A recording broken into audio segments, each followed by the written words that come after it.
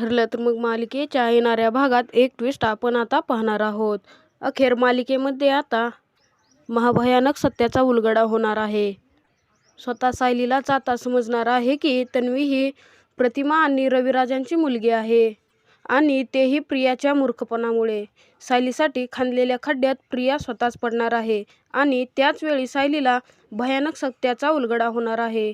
सायलीला त्रास देण्यासाठी सुभेदारांच्या घरी आलेली प्रिया तिला त्रास देण्यासाठी एक कट रचते, परंतु त्या कटामध्ये तीच अडकते आणि त्याच वेळी कल्पनाच्या तोंडून एक असे वाक्य बाहेर पडते की ज्यामुळे प्रिया ही खरी तन्वी असल्याचे सायलीला समजते.